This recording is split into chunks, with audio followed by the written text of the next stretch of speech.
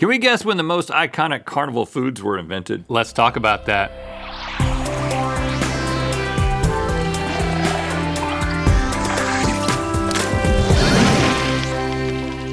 Good Mythical Summer. Can you believe that Good Mythical Summer is almost over? I mean, that really flew by. Yeah, I'm really gonna miss it, Rhett. But we still have today, and we have some marathons and throwbacks on the way next week. We gotta keep the good vibes going for as long as possible. And when I think of good vibes, I think of two things, segways and carnivals. Speaking of carnivals, how about we guess when delicious carnival foods were invented via shuffleboard?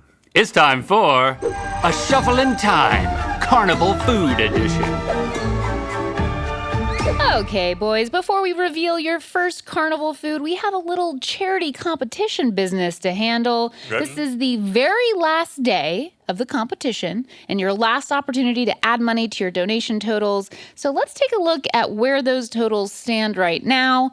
Link, you have so far earned $22,000 for Habitat for Humanity. Hey, not bad. Already beating your total from last year. That's right. Nice. And Rhett, you have earned $37,000 for Action Against Hunger. That's more. That's more. But it's not over. It's not over. I beat myself already. Yeah. You have a chance, Link, to actually beat Rhett today. Because every round is worth $4,000. $4,000? It's a big game, boys. All right. Okay, let's find out what your first carnival food is, and please welcome a special guest to help us with that. Oh, special guest. Aha. Aha. Happy Cotton Candy Day, Daddies. Hello, Hey, Randy. Here you go. What do you think it is? I'm guessing Cotton candy. Yeah, it's a little on the nose, but we're having fun. Yeah, we are. You want to hear Sweet Nothing? Yeah, I was hoping you would Yeah. ask that. We've known each other a long time, and I think it's time we take the next step in our relationship. I think we should touch butts. Oh. Hey, Link, I got a space reserved for your glasses in my trophy case. All right, bye. Thanks, Randy. Touch butts. He's talking about cigarettes, right? I don't know. I wasn't listening. Look at this. I mean, I've never liked cotton candy. Yo, you never liked something. You know, it just disappears. It's just a whole lot of nothing. Well, It's been around a long time.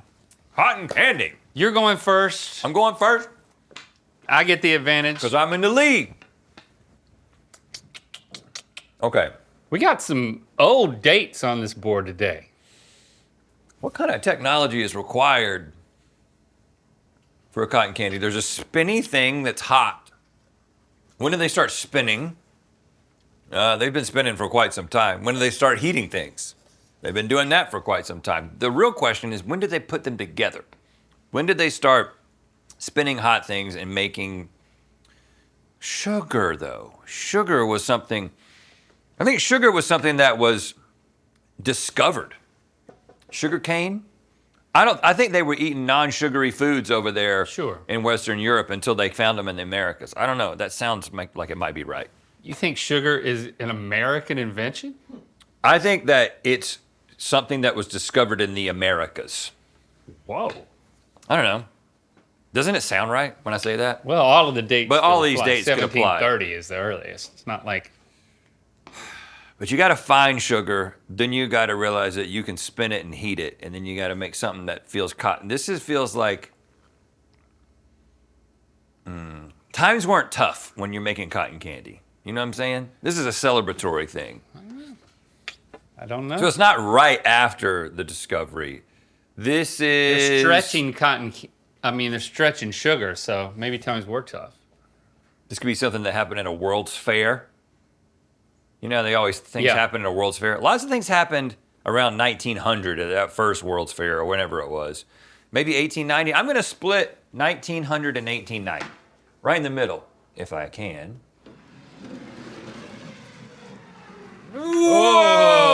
okay. All right, not too bad. Pretty good placement.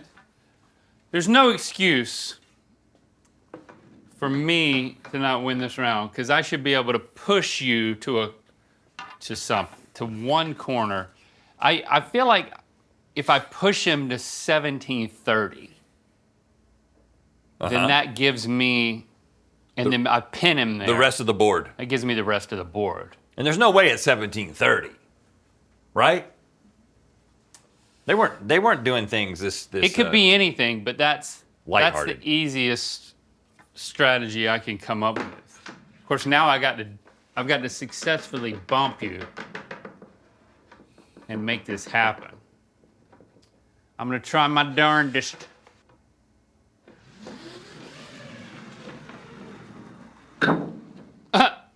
Well, that's interesting.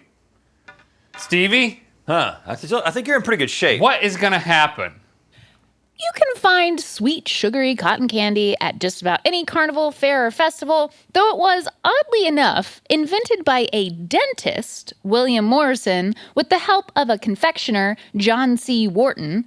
The duo worked together to create a machine that spun sugar into the creation we now know as cotton candy in 1897. Oh, yeah, whoa, are you messing me a little bit? Okay, all right. All right, Habitat for Humanity. All right, you $4 did more it. grand. To reveal your next carnival food, please welcome another special guest, Corny Grandma. Horny What? grandma. Typically not showing up over here. Yeah. Over here Follow the sound. until the winner. Hello, you young manly man. Hey, good to see you again, corny grandma. Hey, I'm corny grandma Yeah, because I like corn. yeah. okay. I like to eat it with everything. Yeah. Okay. What do you got under your clothes? You want to put this down? Oh yeah, Want to take that off? yeah. To have a look. Oh, at yeah. Oh, Popcorn. Corn. That makes Popcorn. sense. That makes sense. kettle corn. Oh, yeah, sweet. Kettle corn. We're staying sweet today. Okay. Are you going to come back at the end? I'm not him. He's over there. I haven't won anything yet. I don't deserve this. I haven't won anything. I'll be Also, you waiting. usually don't reward us for this game. Okay, also, before you start discussing strategy, I've been told the history of kettle corn is highly controversial, Okay. and it's Hedging. nearly impossible to lock down the first originators. So we're looking for the decade in which kettle corn was first brought to the U.S. Okay. So is that helpful for you? Because I Yeah. know, like, before you were okay, good. Well, let me just say a couple Brought of to things. the U.S. Oh, man, I'm not getting. I'm sorry. Get out of here. Can I just say something? When we typically play this game, because Link won the first round, now he would go first to give me the advantage. But we're taking into account the fact that you're still in the hole when it comes to the money. So we're going to let you go second in every single round, which gives you the definitive chance of winning every single round, Link, because that's what the people want. Look in the comments. Yeah. I like the sound of that. You know why? Because that's action against hunger. Right. And as I stated at the very beginning of this, So it's for hunger. I'm not for hunger. Well, that's what you just said. If you're against action against hunger, you're for hunger. I'm for Habitat for Humanity. Okay. So am I. You want to switch charities? No. Okay. Because I will. So when did this come to the United States? Well, this is weird. I'd say 1730. This is weird because you got to get corn from the Americas to start with. What? Because that's where the corn was happening. And then, You got to send that away. hold on, but maybe it was, is this a east-west thing or is this a south-north exchange? Well, you said the Americas, not. The Americas is the North and the South Americas. There was corn down there too. So is it corn coming up or is it corn coming over? Did I she don't say know. the United States? Is what I'm asking. She certainly did. Okay. Not the Americas. So I think I Might can't have think said so much about the history of corn here. I need to think about when was the United States ready for kettle corn? Well, I think he can eliminate two just because there was no United States. Are we being that technical, so it can't be 1770 because there wasn't even a thing. Right. I mean, there were states, though. They just weren't united. Wow. Well, those are called colonies. They weren't states, right?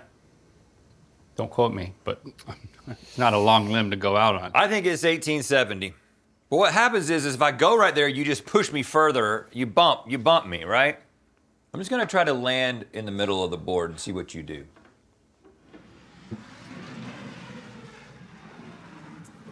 Woo! I like the fact that you're close to 1890, which is the only one that has already been taken. So I actually think, see, Good. cotton candy was 1890. Do we think sugar was added to corn before cotton candy? I think so, yes. Why not? It would be so much easier than making cotton candy. So that's why I think it's 1870. Yeah, uh-huh. So I don't want to push Rhett closer to that. I want to kind of go past him. Oh, you want to avoid me? I want to just get past him. And if I'm into 1890, I'm trying to I wanted figure to out- land all the way at that cross section. I didn't I want get to far pass enough. him, but I want to pass him on this side, on the 1900 side. So what I'm going to do is this. Getting creative.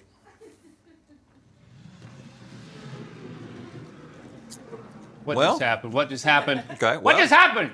I knew it was so heavy. God, I always pull this type of crap. Hold on, it might be 1770. We don't know, even though those weren't the United States. It doesn't even. I've blown it. My humanity has been blown for the habitat. Sorry, had a leak. Some say kettle corn was created by the Dutch in the 17th century. Some say it was invented in Germany in the 18th century. And some say it first appeared in Mexico over 5,000 years ago. But according to records, kettle corn was first brought to the U.S. by Pennsylvania Dutch immigrants sometime around 1776. Which is America. We didn't think about the fact that 1776 is in the 1770s. Yes! I did. That's why. Hey, he's won 2 in a row. We want to give one last reminder about the charities that we've been playing for all summer. All the money that I win is going to Action Against Hunger. And last year, Action Against Hunger reached 21 million people across the world. If you want to help them in their global movement to end hunger, you can join me in giving by scanning the QR code on the screen. And of course, I'm winning money left and right, hand over fist, for Habitat for Humanity. They are working together to build more prosperous and vibrant communities by making sure everyone has a safe, affordable place to call home. You can join me in giving by scanning the QR code on the screen now. Okay, let's welcome our next special guest. Hey, fellas. Oh, Yes. is that the Matt Carney? Please. Hot dog on a stick, a little bit. You'll never guess what I've got under here. Have you kept this uniform all these years? Oh, yeah. This is the one. This is the one I wore back how many years ago? Why is the neck so big? The neck has always been that big? This was the look when I was in college in 2020. Yeah. Right. It's 2020. 2020. yeah, that's the look. These are corn dogs. Big necks. I wouldn't call this a hot dog on a stick, but is it? It's kind of like what's a cinnamon roll or what's a cinnamon bun. Like Okay. It's like that kind of thing. Thank you. Oh, look at him. That was in his prime. That was him. Yep. Hadn't changed a bit. Okay, I'm gonna eat this. That's not from Hot Dog on a Stick. Because they're so much better, is that what you're saying? They're really good. Me and you were walking next to that place the other day. Remember that? And you didn't even let me stop. Rhett could barely contain himself. He's like, man, hot He dog wouldn't even on a let me stick stop. is right there. I was like, Dad, come on, let's stop. I'd really like a hot dog on a stick. And then he gets closer, he's like looking at the menu and he's like, they also have chicken fingers. He's like, I was no, son. I was like, yeah, but they're not on a stick. I don't know why you started being my dad in that moment. Okay. I didn't let him get one. corn dogs. But I bought him a coconut water. I appreciate that. Man, when do they start putting stuff on sticks? Deep frying. Hot dogs. A lot of things got to come together for this. You got to have a lot of stuff lined up to batter up a wiener and put it in some hot oil. Yeah, you do. Batter up. I think this is a pretty recent invention. I think it's on the left side of the board. I think it's either 1900, 1920, or 1930. They're all lined up right there. What if I just went right in the middle and hope for the best? Trying to land on 1900 and you've got to make a decision. Go for it. Okay. Stopped well, a little short there. all right. Well, you still got to make a decision. I don't love it when you stop a little short because then it's easier to bump you. Mm-hmm. And now to go around you. Maybe I did it on purpose. I mean, the last time I tried to go around you, it was really ugly, but it worked out. You've won every round. I'm about to win this one. I just have to figure out how to do it. I definitely don't fully disagree with you. Okay, but you partially disagree. Well, I don't fully agree, but I do think that the technological advances required for such a endeavor put me in the 20th century. All right, I'm gonna bounce him to the right, to my right, towards the 1730 corner, and I'm gonna stay where he basically is. And I'm gonna go with a little more gusto this time because I was so embarrassed last round. Oh, that's nice. That's gonna work, I think. That's gonna work. Stanley Jenkins of Buffalo, New York, filed a patent for a game-changing culinary apparatus. His patent application states, quote, I have discovered that articles of food such as wieners, when impaled on sticks and dipped in a batter and then deep fried in a vegetable oil at a temperature of 390 degrees Fahrenheit. See all the technology? The resultant food product on a stick is a clean, wholesome, and tasty refreshment. Clean. And while there's no record of Jenkins selling any corn dogs, he was the first to dream them up way back in 1927. Yes! I did it. I can't even believe it. Look at that, Habitat for Humanity. This is a great day for you. You didn't even believe in me. Whether you're commuting to the office or chopping wood with a peanut butter axe, our new Mythical work jacket has got you covered, especially the parts of your body that it covers. I'm ready to work. It's inspired by American workwear here, you know. It looks like you could go into a factory as well. Oh, I'm planning on it later. I am a big fan of these type of jackets. I have a lot of them, so it's only appropriate that we now sell one that has pocket here, pocket here. Oh yeah. Pocket here. And a pocket zipper here. pocket there. And look at that Mythical embroidery. Look at this little check detail. Go to mythical.com and I grab like one of these for yourself. It's comfortable, it's protective, it makes you feel like you're accomplishing things. Okay, let's go ahead and bring out our last special guest. Yes. Ooh. Oh, it's a witch, the witch. Karen the witch. Yep. Come one, come all, bring forth sweet treats we eat at the carnival. Candied apple. Yeah. Karen. Yes, Karen the witch. Have you done anything to these? Or is there a No, razor blade? nothing. You mean like the time I did something to them 7 years ago? You guys remember this character? She's my favorite. yeah. All right, see you later. Bye, Karen. Bye. You don't want me to do what this is going to do to me when I bite it. So I'm I not don't. going to. Something else I don't want is, I don't want an advantage for this last round. It all comes down to this. That's admirable. To see who has raised more money for their charity this whole summer. I also don't want a disadvantage. Okay. How are we So- going to do that? Bring in the second stick. Oh. Let's go at the same time. Oh, simulcast. Yeah. There's your stick. Simulcast. We cast simul. So yeah, it's just, it happens, and whatever happens, happens. But we need to think about this because we need to think about where we're going to go because I got to think about it. I can't talk about it because I don't want you to know where I'm going and I don't want you to know where I'm going. I just said the same thing twice. Yeah, I'm gonna think about it too. You should think into your single. Oh, I'm gonna think in my own head so you can't hear. Well, I know that sticks have been fundamental tools and symbols throughout human history. And apples originated in Central Asia and then eventually spread throughout Europe and the Americas through the Silk Road. And caramel originally came from the Arab world, but then it evolved as sugar, milk, and butter were combined to create the chewy caramel we know today. You put that all together, what do you get? Oh crap! I was supposed to be thinking. Did you think? Yeah. Okay. 3, 2, 1, go. 3, 2, 1, go. No sabotaging of the sticks in this area. What do you mean by that? I'm saying that like a lesser man would like wait a little bit and then immediately bump the other guy right here. Like, you know, I'm not a lesser man. So I'm not gonna do that. Well, I'm just not overthinking it. Okay. 3, 2, 1, go. Oh, oh, you've got more options than me, but I think it's 1730. That's what I was aiming for, but it seems like you have more options. Yeah, I wanted to go a little bit further back, but You were 1800?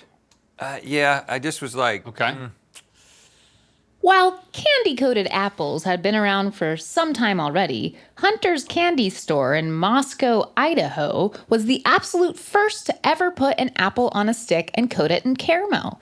They even sent the sweet treats overseas for soldiers fighting in World War II, and they first started making these iconic treats in 1936. Okay, Rhett.